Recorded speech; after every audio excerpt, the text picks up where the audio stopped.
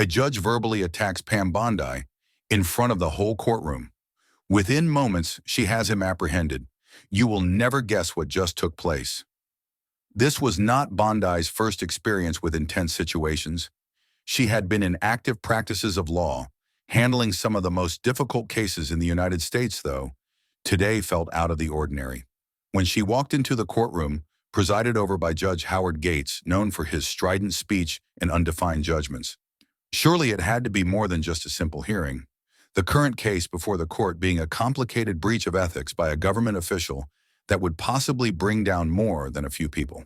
The accused was a rich constructor with a lot of political connections who was charged with misappropriating state money for his own private exorbitant developments. The case was backed with evidence more than necessary and prepared, so was Bondi. The one thing she badly hoped was that the judge's demeanor will suddenly change was the aggression emanating from the judge's seat long before she had uttered a single sentence. He could barely raise his head when she got to the plaintiff's tables.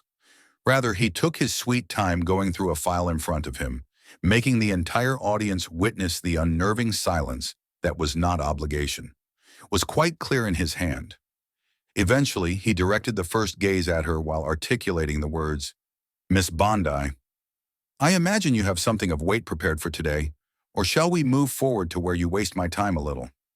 A few snickers reverberated at the rear of the courtroom, mostly from the defendant's legal team. Bondi chose to disregard them. She had suffered far more. "Your Honor, I believe the evidence speaks for itself. This case deals with the misappropriation of taxpayer money, and my job is to guarantee that the details are relayed correctly." Judge Gates shifted in his seat, leaning back with the air of a man too bored. Taxpayers' money indeed. Because it has no basis in reality pertaining to a frivolous case. Before she moved on, Bondi's jaw set. Her voice remained calm, however. "In all due respect, Your Honor, I would hardly consider charges of felony corruption as being frivolous."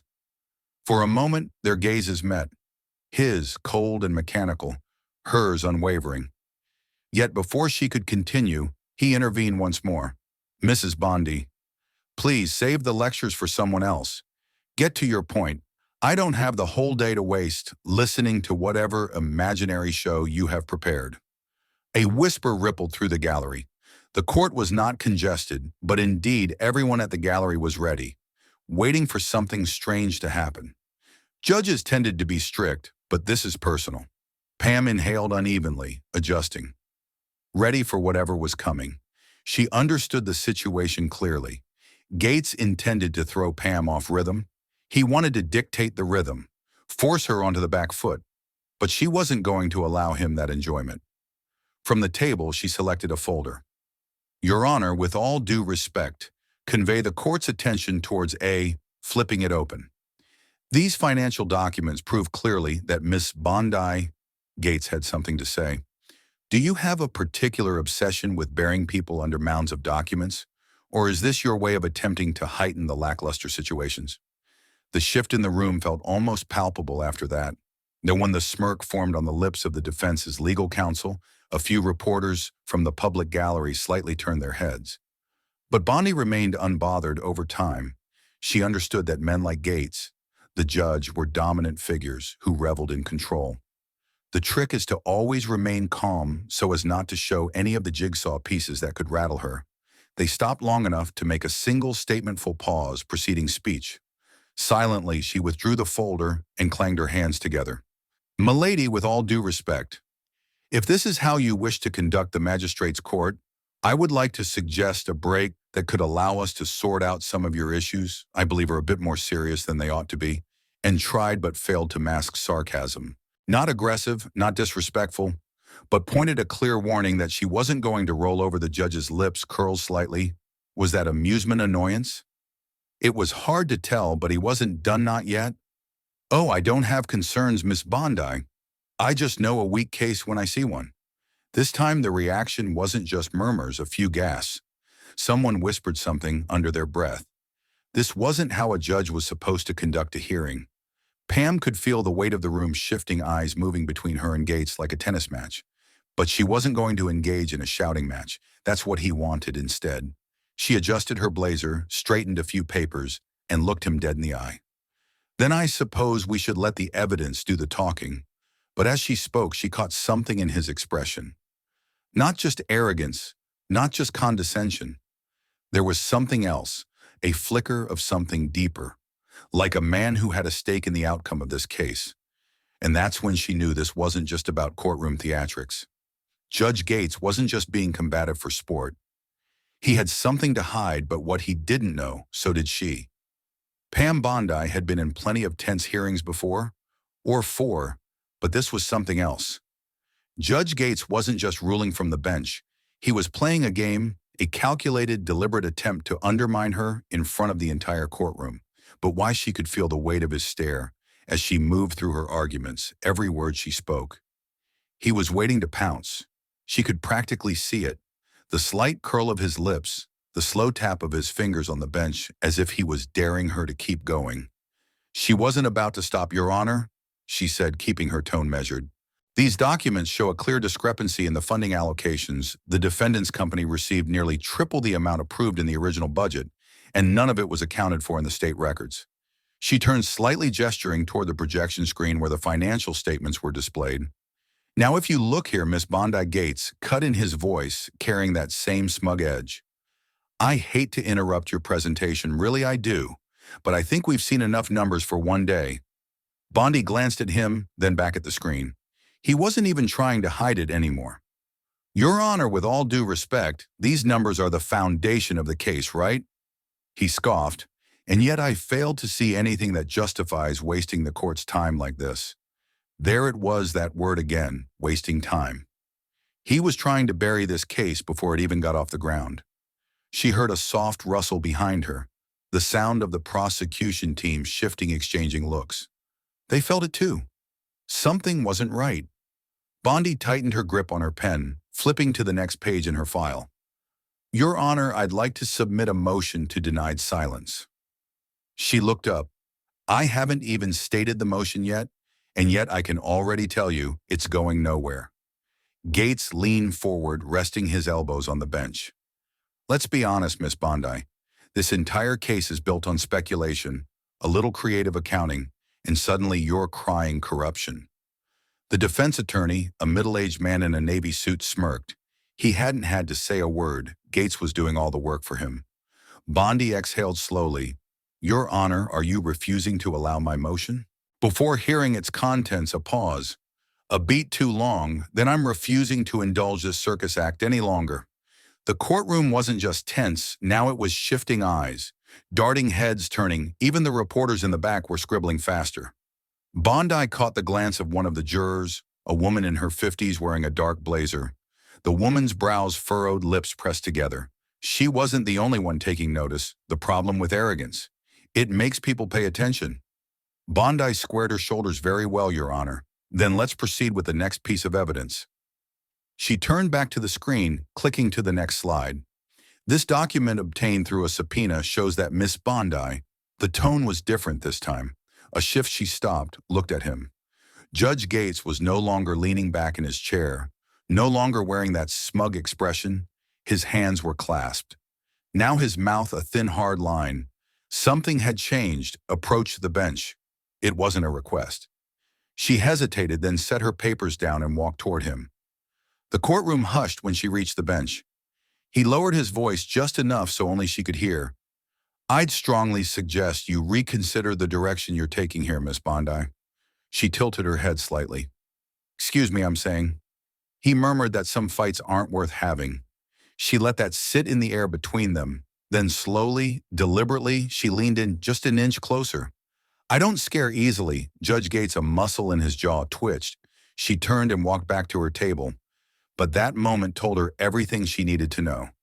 Pam Bondi returned to her seat, her mind racing. That wasn't just a power move. That was a warning, a veiled threat disguised as judicial authority. But why she had walked into this courtroom expecting pushback, maybe even hostility. But this was something deeper. Judge Gates wasn't just biased, he was protecting something or someone. She adjusted a stack of papers, keeping her expression neutral. The prosecution team beside her shifted, waiting for her to react. She didn't, not yet. Instead, she lifted her chin and faced the judge. Your Honor, I'd like to continue presenting my evidence. Gates didn't respond immediately. Instead, he let the silence linger as if deciding how far he wanted to push. Then finally proceed, but keep it brief. Bondi didn't acknowledge the jab. She simply reached for the next file. This document is a contract signed between the defendant and the city's planning board outlining the proposed project expenses. You'll notice that the listed costs total just over $2 million. She paused, then, with deliberate precision, she placed another sheet on the projector. However, this is an internal ledger from the defendant's company, showing that the actual funds transferred were nearly double that amount. And here she placed a third document down. Is the approval signature signed off by? She hesitated, letting the weight of the moment land. Judge Howard Gates, the courtroom, didn't just shift it, cracked a ripple of movement, eyes darting pen. Scratching the defense attorney, stiffened his smug expression. Wipe clean, Judge Gates. He didn't move for the first time since she had stepped into this courtroom. His face was unreadable. Bondi let the silence hang for a moment longer, then continued, Your Honor. Would you like to explain why your signature appears on an unauthorized financial transaction involving the defendant, a calculated risk? She didn't have the full story yet, but what she did have was enough to shake the foundation beneath him. Gates finally moved, shifting slightly in his seat. His fingers pressed together, knuckles whitening that document. He said slowly, is inadmissible. Bondi tilted her head. How? So it was obtained improperly. She let that sink in. Your Honor, this document was subpoenaed by my office. His nostrils flared, then it was mishandled. I'm ruling it inadmissible. It will not be considered by this court, this time. The shift wasn't just in the gallery. It was everywhere. The jury, the stenographer, even the bailiff, everyone was watching. Bondi crossed her arms, her tone calm. You do realize this is a public hearing, correct, that the media is here, that every single person in this room just saw you declare critical financial evidence inadmissible without reason? A muscle in his jaw jumped. That's enough, Miss Bondi. She didn't move, didn't blink, then slowly she sat down, and that's when she did something that changed everything. She reached into her case and pulled out a small recorder. She placed it on the table and pressed. Play. A voice filled the courtroom. Low, gruff, unmistakable. Take care of it. I don't care how the recording crackled, then continued. Make sure she doesn't get her hands on those ledgers. Silence. Absolute suffocating silence. Judge Gates didn't move, didn't breathe. Bondi didn't look at him. She didn't need to, because now every single person in this room had heard him, and the real game was about to begin. The recording ended, leaving nothing but thick, suffocating silence in its wake. No murmurs, no whispered speculation, just a stunned, collective realization that Judge Howard Gates had just been caught. Pam Bondi didn't move. She kept her eyes fixed on the recorder, as if daring him to challenge what it just played. But he didn't. He couldn't across the courtroom. The defense attorney finally blinked his composure. Slipping, the smirk was gone, replaced by something closer to dread. He glanced at his client, the wealthy developer whose empire had been built on backroom deals and political favors. The man looked pale. Judge Gates cleared his throat. Miss Bondi, I don't know where you obtained that recording, but that's not the question you should be asking, Your Honor. She interrupted, her voice unwavering. The real question is, who were you talking to? His fingers curled into fists. This is outrageous, he snapped. This entire hearing is descending into chaos because of your grandstanding chaos. Bondi repeated, her tone light, almost amused. I'd say this is clarity. Finally, we have some transparency in this courtroom. The tension hitched up another notch. Bondi let the moment breathe, let him sweat. Then she reached for another document and slid it across the table. Your Honor, this is a transcript of a wiretap legally obtained during our investigation. She tapped the top of the page. It corroborates everything you just heard on that recording. Judge Gates stared at the page but didn't touch it. His chest rose and fell, his breathing suddenly louder. Bondi turned slightly, looking toward the bailiff. Officer Reynolds, would you kindly read the highlighted section aloud? The bailiff hesitated, then picked up the transcript. His voice was steady, but the weight of the words made the room feel smaller. We'll take care of her. Bondi doesn't have anything solid yet, but if she does, I'll make sure it never sees the inside of a courtroom. A sharp inhale came from someone in the gallery. Bondi folded her hands together. I'd like to submit this as evidence, Your Honor. Judge Gates's eyes flickered toward the exit, a tiny movement, but enough for the room to realize that for the first time he was thinking about something other than his own arrogance. He was thinking about escape, but it was far too late for that motion. Denied, he barked. Bondi raised an eyebrow. Excuse me, this hearing is over. Gates continued, his voice a fraction too loud. I will not allow Judge Gates. Bondi said smoothly. I wasn't asking for your permission. And then she did it, the move she'd been waiting for. She turned toward the back of the courtroom and gave the smallest, subtlest nod. A door opened. Footsteps echoed against the polished floor. And then Judge Howard Gates, a firm, authoritative voice, announced, You are under arrest. Gasps erupted from every corner of the room. Reporters fumbled for their phones. Cameras clicked. The jury gaped, even the defendant. The powerful man who had expected this trial to be nothing more than a formality looked genuinely stunned. Judge Gates didn't turn.